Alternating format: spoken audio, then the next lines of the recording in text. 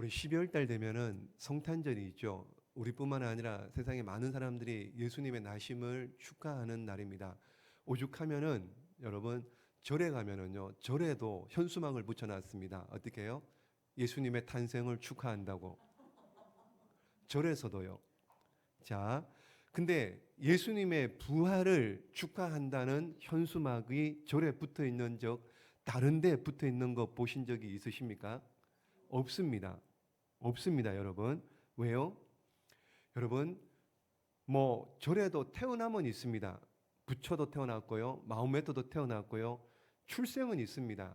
그래서 서로 축하할 수는 있습니다. 그런데 부활은 축하할 수가 없습니다. 그렇죠? 만약에 불교에서 절에서 또 이슬람이 부활을 축하한다. 부활을 축하한다. 그건 무슨 말이에요? 기독교가 예수가 진리다 이 말입니다. 그러면은 부활을 축하한다 시인하면은 다른 종교는 없는 거예요. 다른 종교는 다 가짜다 이 말인 겁니다. 여러분 오직 예수님만 부활하셨습니다. 예수님이 성경에 직간접적으로 부활하셨다. 부활에 대한 내용이 한 400번 이상 나옵니다. 왜 그러냐? 예수님이 하나님이시기 때문입니다. 예수님이 생명의 주인이시기 때문이에요. 그분이 심판주가 되시고 그분이 창조주 되시기 때문에 그래서 예수님만 부활하신 겁니다. 여러분 누군가가 우리 기독교를 무너뜨린다. 누군가가 기독교를 무너뜨리려고 한다면은요. 예수님이 누워 있는 무덤 그 무덤을 찾으면은 기독교는 그냥 문 닫아야 됩니다. 교회는 문 닫아야 되겠죠. 예수님이 누워 있는 그 무덤만 찾으면은 그냥 교회는 문 닫아야 됩니다. 자, 그런데 누구든지 찾을 수 있나요? 없나요? 없습니다. 예수님의 무덤은 없습니다. 빈 무덤입니다. 예수님의 무덤은 빈 무덤입니다. 왜 그래요? 예수님이 부활하셨기 때문에. 예수님이 부활하셨기 때문에. 부활하셔가지고 여러분 하늘나라 하나님 보좌 우편에 앉아 계신 줄로 믿습니다. 지금 살아계셔요. 저와 여러분을 위해서 중보기도하고 계시는 줄로 믿습니다. 때가 되면 언젠지 모릅니다. 때가 되면 그분 오셔서 이 모든 세상을 심판하시는 날이 반드시 있을 줄로 믿습니다. 그 전까지 하나님 보좌 우편에 앉으셔서 저와 여러분을 위해 중보하고 계시며 부활하셔서 살아계신 주님이신 줄로 믿으시기를 바랍니다. 여러분 이런 새벽에 여인들이 예수님의 시신을 정리하고 또 향품이라도 발라드리려고 이 여인들이 지금 부활하신 주일 아침에 여인들이 와서 무덤을 찾아왔는데 주님이 부활하시고 안 계신 겁니다. 부활하신 주님을 만났습니다. 이미 예수님께서 말씀하셨습니다. 나중에 부활하거든 가서 전하라고. 그래서 이 여인들이 동네 사방을 미친들이 다니면서 부활을 증거합니다. 예수님이 다시 살아났다고. 그토록 말씀하셨던 예수님이 다시 살아났다. 내가 봤다고. 내가 증인이라고. 내가 봤다고. 그러면서 제자들에게 전하러 다닙니다. 그런데 제자들이 믿어야 안 믿어요? 제자들이 믿습니까? 안 믿습니까? 제자들이 안 믿습니다. 무서워서 문을 꼭꼭 닫아두고 무서워서 숨어 있습니다. 보십시오. 자, 19절 말씀 한번 봅니다. 19절 말씀 읽습니다. 시작.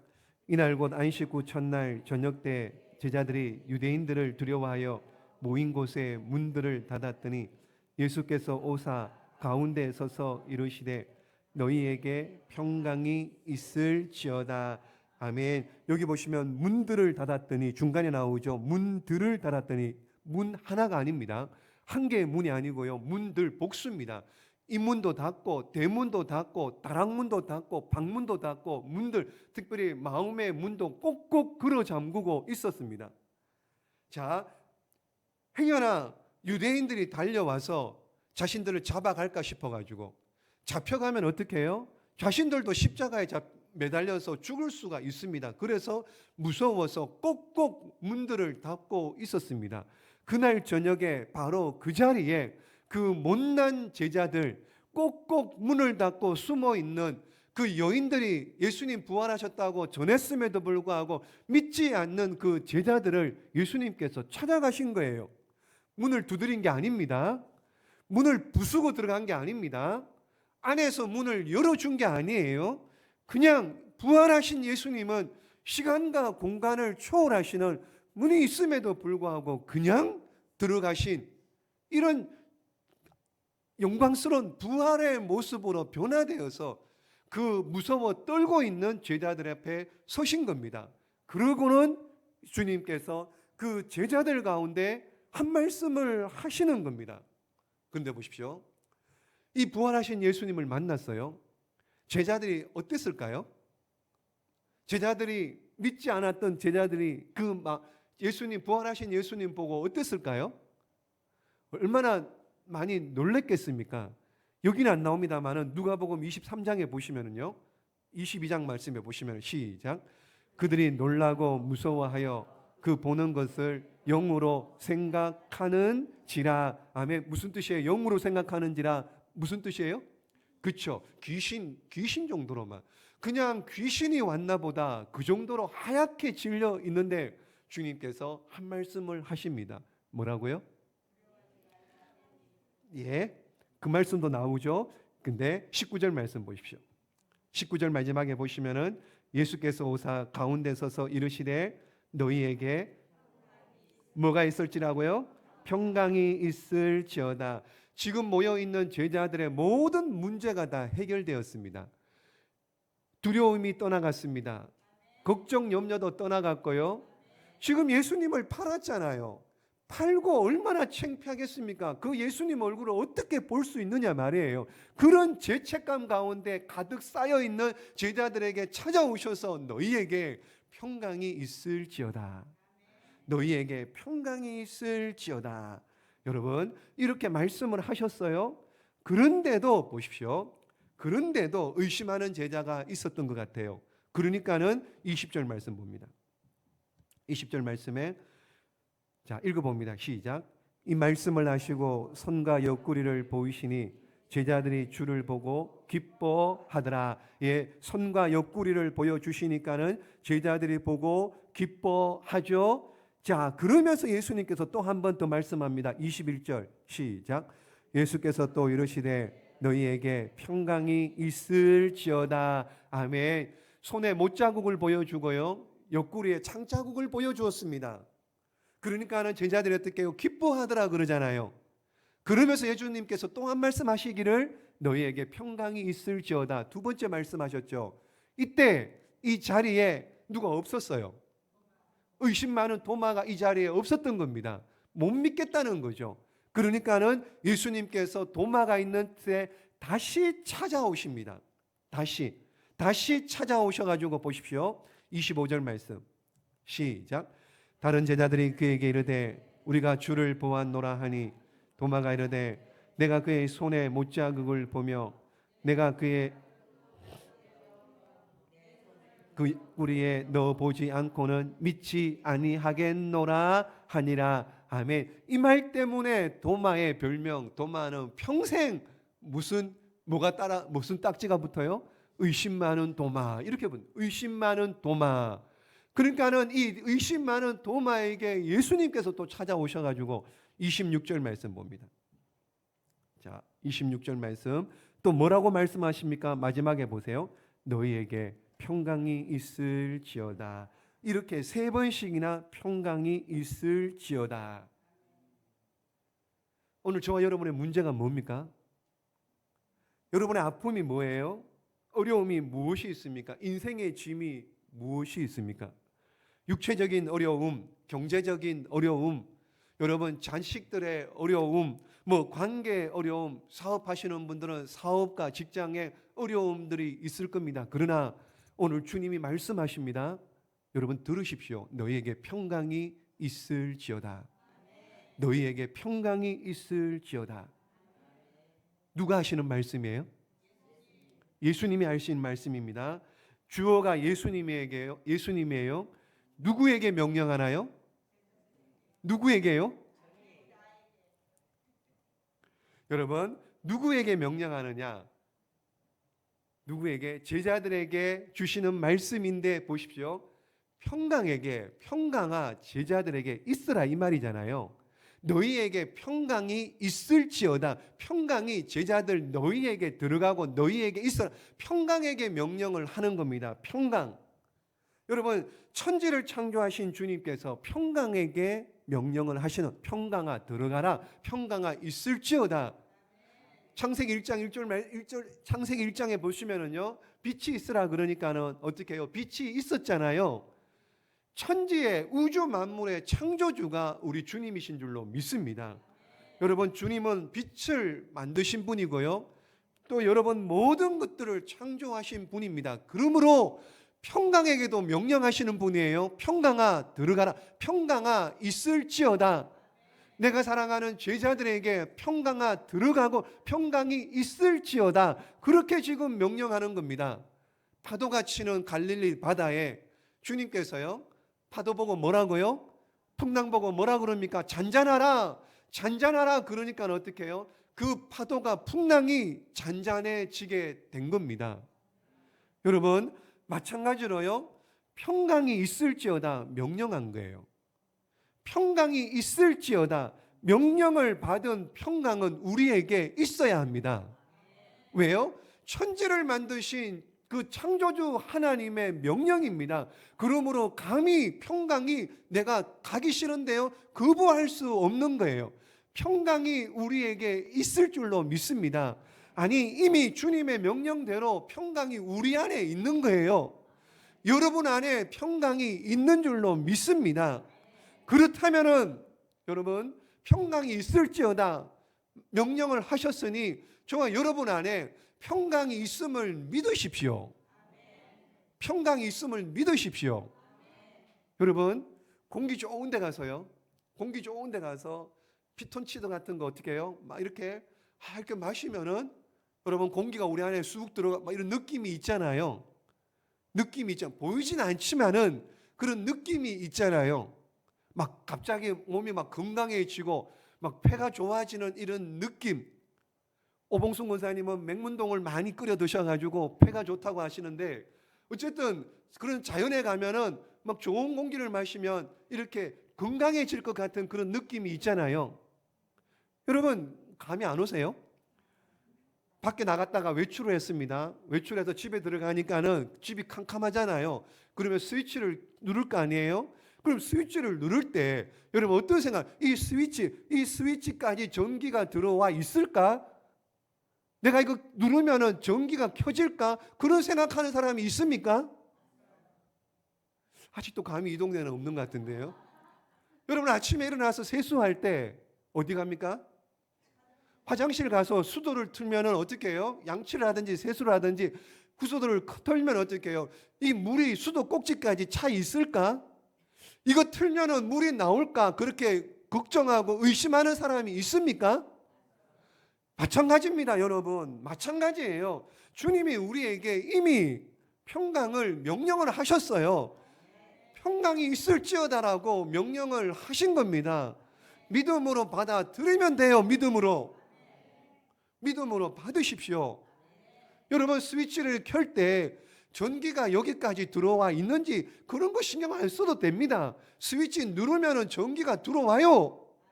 수도 꼭지 틀면은 물이 나오게 됩니다. 그러므로 믿음이 중요한 거예요. 믿음이. 평강이 있을지어다 제자들에게만 주신 말씀입니까? 아니요. 오늘 저와 여러분에게도 평강을 주시는 주님의 음성을 들을 수 있기를 축복합니다. 그래서 사도 바울이요, 로마서 15장 말씀이에요. 읽습니다. 시작. 소망의 하나님이 모든 기쁨과 평강을 믿음 안에서 너희에게 충만하게 하사 성령의 능력으로 소망이 넘치게 하시기를 원하노라. 아멘. 이게 무슨 말이에요? 하나님이 우리에게 기쁨과 평강을 주신다는 것 믿으라는 거예요. 믿고 어떡하라고요? 소망 가운데 소망이 넘치도록 그렇게 살아라는 얘기죠. 하나님이 우리에게 기쁨과 평강을 주시는 줄로 믿습니다.